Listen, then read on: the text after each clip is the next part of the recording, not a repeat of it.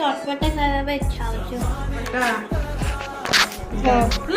ଏମିତି କି ମୁଁ ଶୁଣିଲି କି ମୋ ଝିଅକୁ ଆଜି ଚଟପଟା ଖାଇବାର ମନ ଥିଲା, ତ ସେଇ ଯୋଗୁ ଗୁପଚୁପ ଠାରୁ କଣ ବଡ ଚଟପଟା ଆଉ କିଛି ଅଛି? ତ ଗୁପଚୁପ କରିବା ପାଇଁ ସବୁ କିଛି ଆରେଞ୍ଜମେଣ୍ଟ ମୁଁ କରିଦେଇଥିଲି। ତ ତା ପାଇଁ ଆଳୁ ଭର୍ତ୍ତା ବି ରଖିଦେଇଥିଲି, ଗାଜର ଟିକେ କୋରିକି ରଖିଥିଲି, ସେଉ ଭୁଜା ଟିକେ ରଖିଦେଇଥିଲି, ଆଉ ଆମର ପିଆଜ ସାଇଡରେ ଟିକେ ମୁଁ ଚଟନି କରିଦେଇଥିଲି, ଯୋଉଟା କି ଇମଲି ଆଉ ପୁଦିନା ସବୁ କିଛି ମିକ୍ସ କରିକି, ଆଉ ଜିରା ଲଙ୍କା ଗୁଣ୍ଡ ବି ଟିକେ ଭାଜିକି ଗୁଣ୍ଡ କରିଦେଇଥିଲି। ତ ଏବେ ଦେଖନ୍ତୁ ମୋ ଗୁପଚୁପ ଭିତରେ ମୋର ଯୋଉ ଆଳୁ ମଟର ଷ୍ଟଫିଙ୍ଗ ଅଛି ତାକୁ ମୁଁ ଫିଲ୍ କରିଦଉଛି।